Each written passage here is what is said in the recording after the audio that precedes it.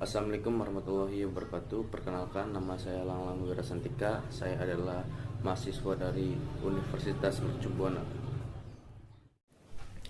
Nah, pada kesempatan kali ini saya akan mencoba mereview sebuah jurnal yang berjudul Pengaruh Penguatan Keramik pada Properti Logam Matriks Nanokomposit. Nah, nama penulis jurnal ini adalah Akash Saxena, Neeraj Devendra Kumar, dan Pallav Gupta. Rumusan masalah pada jurnal ini yaitu: 1. Menentukan sifat-sifat komposit matriks logam berbasis besi yang mengandung aluminium dan zirkonia sebagai penguat. Yang kedua adalah mensintetis dan mempelajari perilaku struktural dan mekanik besi zirkoniak MnNC. Yang ketiga adalah menyelidiki sifat struktural dan mekanik besi FeAl2O3 MnNC sebagai ini menyediakan kontrol struktur mikrofase. Nah, tujuan dari penulisan jurnal ini adalah untuk mengembangkan MnNC berkualitas tinggi untuk aplikasi industri. Proses yang pertama adalah metalurgi PM atau biasa dengan disebut metalurgi serbuk. Nah, proses ini ada 4 langkahnya. Yang pertama itu pembuatan bubuk, memadukan bubuk, pemadatan, dan sintering. Nah, untuk pembuatan bubuk adalah langkah pertama, dan metalurgi serbuk yang melibatkan pembuatan, perawatan, dan mencairkan bubuk. Bubuk ini memiliki pengaruh kuat pada kualitas produk. Berbagai teknik yang digunakan untuk pembuatan bubuk adalah proses atomisasi, reduksi gas, proses elektrolisis, proses karbonil, dan proses penggilingan bola. Nah, masuk yang tahap keduanya dari metalurgi serbuk PM ini adalah power blending. Power blending adalah teknik di mana bubuk dari bahan yang berbeda memiliki berbagai macam mekanik dan sifat kimia dicampur menjadi satu dengan bantuan ball mill. Nah, yang tahap ketiganya itu adalah pemadatan bubuk. Pemadatan bubuk dilakukan dengan die-end patch assembly yang memberikan tekanan tinggi pada partikel untuk membentuk ikatan koefisien di antara mereka. Nah, proses pemadatan yang dilakukan ini pada suhu kamar. Kekuatan berkembang selama pemadatan dikenal sebagai kekuatan hijau. Pemadatan menyebabkan pengurangan celah antar partikel bubuk. Ini menghasilkan adhesi dan ikatan antar partikel. Pemadatan juga ini difasilitasi deformasi plastistis antara partikel sehingga menyebabkan peningkatan kepadatan bubuk terkondilisasi. Nah, masuk yang tahap terakhir dari ini metalurgi serbuk adalah sintering. Biasanya dilakukan pada tekanan atmosfer pada suhu tinggi. Nah, suhu sinerginya untuk bahan harus di bawah suhu dari bahan utama, tetapi suhunya akan sangat banyak di atas karena akan memungkinkan difusi antara partikel-partikel tetangga. Nah, yang tahap kedua adalah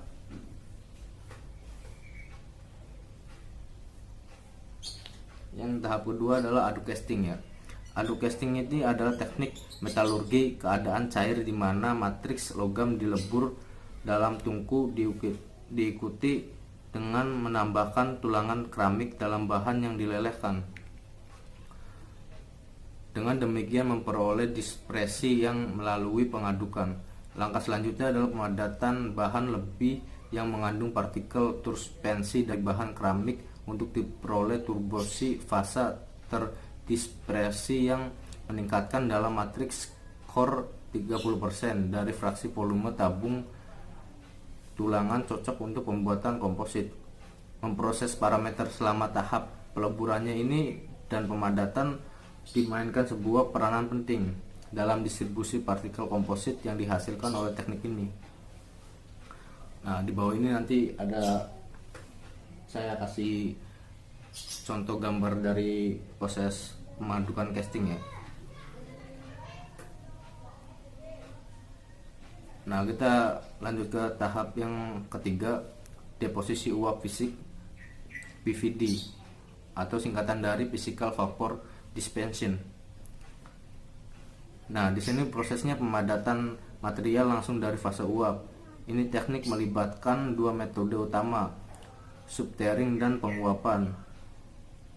Nah, deposisi yang harus dilakukan oleh PVD harus seragam dan seluruh wafer dan harus mudah dikontrol. PVD ini digunakan untuk menyimpan titanium nitrat, aluminium, dan lapisan tembaga yang sangat tipis. Ketebalan film yang disimpan dapat bervariasi dari astrom hingga milimeter. Yang terakhir adalah deposisi uap kimia atau biasa disebut dengan CVD, Chemical Vapor Dispensing. Deposisi yang harus dilakukan oleh PVD harus seragam dan seluruh wafer dan harus mudah dikontrol. PVD ini digunakan untuk menyimpan titanium nitrat, aluminium, dan lapisan tembaga yang sangat tipis. Ketebalan film yang disimpan dapat bervariasi dari astrom hingga milimeter. Yang terakhir adalah deposisi uap kimia atau biasa disebut dengan CVD, Chemical Vapor Dispensing. Nah, kita masuk ke tahap yang keempat, adalah deposisi uap kimia atau yang bisa disebut dengan CVD dari singkatan Chemical Vapor Deposition. Nah, ini proses di mana satu atau lebih prekursor volatil diangkut melalui fase uap ke ruang reaksi di mana mereka terurai dan substrat yang dipanaskan. CVD adalah alat dasar manufaktur digunakan dalam segala hal, mulai dari keripik kentang hingga kacamata hitam, dan sangat penting untuk produksi banyak elektronik hari ini. Nah, nanti di bawah ini adalah gambaran dari proses Physical Vapor Deposition atau disebut dengan PVD.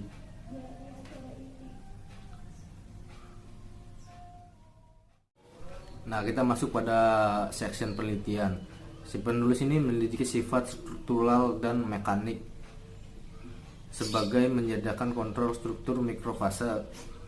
Ini juga menunjukkan sifat homogen dari bahan dan melibatkan suhu pemrosesan rendah.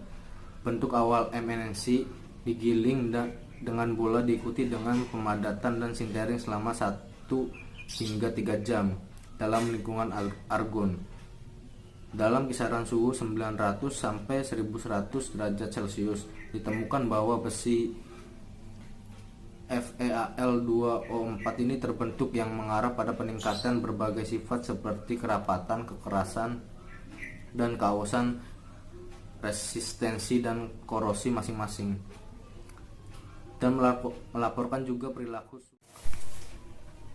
Nah, di sini juga disebutkan perilaku struktural dan mekanik nanokomposit matriks logam iron zirconia. Si penulis telah mensintetis dan mempelajari perilaku struktural dan mekanik dari zirconia ini. Dibuat dengan menggunakan teknik bubuk logam di mana ZrO2 digunakan sebagai fase diperkuat keramik dalam matriks besi murni. Nah, untuk menyelidikkan struktur mikronya, ukuran partikel, dan pembentukan fase, si penulis melakukan bereksperimen dan mempelajari mikrograf elektron SEM sampel dari rentang pembesaran 1000 hingga 2500. Pembesaran sampel ini menunjukkan struktur komposit pada dengan jumlah intergranular dan porositas intergranular. Pada pembesaran yang lebih tinggi, keberadaan mikro yang mengandung besi yang homogen zirconia dan zirconium oksida diidentifikasi. Ukuran partikel fase yang berbeda dalam spesimen disiapkan adalah diamati dalam kisaran mikron. Nah, setelah sintering, nanosize butir dari ZR6Fe3O dalam kisaran 50-50 mm ini juga ditemukan hidup berdampingan dalam spesimen. Nah, kita masuk pada penelitian jenis. Nomenklatur telah diberikan secara sistematis oleh Jia et al. Untuk misalnya mewakili 5% dari zirconia dan 90% dalam komposisi total. Disenter pada suhu 900 sampai. Nah, kita masuk pada penelitian massa jenis. Nomenklatur telah diberikan secara sistematis oleh Jia et al. Untuk misalnya 5ZR-Fe900 ini mewakili 5% dari zirconia dan 95% dalam komposisi total. Disinter pada suhu 900 derajat Celcius selama 1 jam. Nanti saya akan tampilkan grafik gambarnya yang menunjukkan sebuah bar grafik kepadatan selang waktu sintering untuk semua spesimen disinter pada suhu 900 sampai 1100 derajat Celcius. Nah, sampelnya ini menggunakan 5ZR-Fe900. Nah, memiliki kerapatan 5,50 gram per Celcius dan nilai kerapatan ini telah meningkat seiring bertambahnya waktu sintering. Nah, sampel ini masing-masing memiliki nilai kerapatan 5,51 mg dan 5,7 mg juga. Nah, hasil serupa memiliki diamati pada spesimen 10ZR-Fe900 dan 10ZR-Fe900. Nilai kepadatannya adalah 5,59 dan 5,60. Nah, kepadatan spesimen pada awalnya meningkat kemudian berkurang sesuai jumlah zirconianya. Peningkatan kepadatan ini disebabkan pembentukan fase besi zirkonat yang lebih banyak karena peningkatan kandungan zirconia dalam spesimen. Namun kepadatan berkurang setelah batas tertentu penambahan zirconia karena sifatnya kepadatan teoritis yang lebih rendah. Nah, nilai kerapatan 5,62 dan 5,43 dan 5,9 gram per Celcius masing-masing.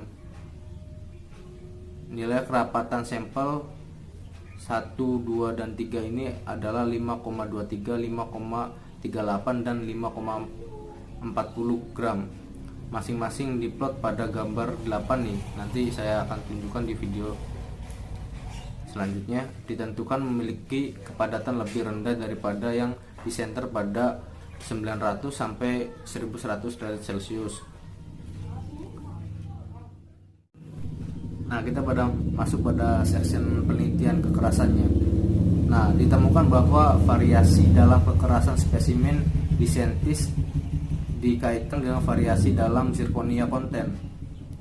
Suhu sintering dan waktu sintering sebagai persentase zirconia meningkat kekerasan sampel meningkatkan yang ditunjukkan pada gambar 10. Nanti saya akan tunjukkan gambarnya. Kurang lebih kayak gini ya.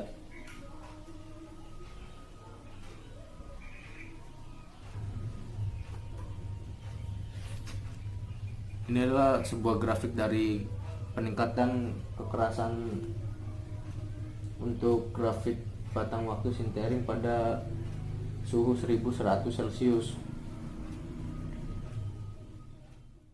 Nah, dalam aplikasi industrinya ini nanokomposit biasanya digunakan untuk cakra mobil untuk mengurangi kehausannya. Dan almunia juga sebagai penguat meningkatkan sifat tahan goncangan thermal dan material. Oleh karena itu dapat digunakan di area industri di mana pekerjaan berlangsung di bawah suhu tinggi. Nah, jadi untuk yang pekerjaan di bawah suhu tinggi itu bisa menggunakan almunia untuk aplikasi industrinya. Nah, kita masuk pada section kesimpulan.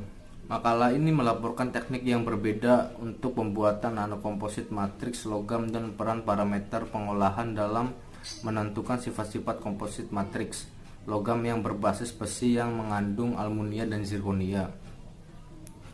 Nah, berikut adalah hasil dari penelitian ini. Teknik PICM memberikan struktur homogen ini. Teknik PM adalah teknik yang paling ekonomis untuk menghasilkan kualitas produk MNNC. Ini memiliki kemampuan presisi tinggi untuk membentuk suatu produk dengan permesinan yang minimum.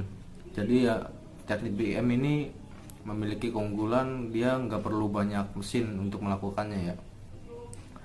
Dan yang kedua adalah pembentukan fase aluminiat besi terjadi karena sintering reaktif antar besi dan alumunia. Dan kesimpulan yang ketiga adalah meningkatkan berbagai sifat strukturasi dan mekanik pengalah. Dan kesimpulan yang ketiga adalah meningkatkan berbagai sifat struktural dan mekanik. Pengenalan zirkonia sebagai penguat dalam matriks logam besi mengarah pada pembentukan zirkonium besi oksida yang meningkatkan sifat mekanik dan struktural senyawa. Untuk saran untuk jurnal ini, saran dari saya, kembangkan lagi supaya mendapat hasil yang lebih maksimal untuk kepentingan memenuhi aplikasi teknik saat ini. Menurut saya modul perkuliahan yang sangat cocok dengan jurnal ini adalah modul sifat-sifat bahan. Nah, pendapat saya tentang jurnal ini itu sangat bagus karena jurnal ini membahas dan meneliti untuk pengembangan bahan teknik untuk masa depan, karena pada era modern saat ini bahan alami sudah tidak lagi mencukupi aplikasi teknik saat ini. Oleh karena itu, kita butuh penelitian untuk pengembangan tentang bahan teknik untuk bisa memenuhi kebutuhan saat ini atau masa mendatang. Sekian review dari saya. Atas kekurangan penyampaian atau penjelasannya untuk rekan-rekan kurang bagus atau kurang jelas, mohon dimaafkan. Wassalamualaikum warahmatullahi wabarakatuh.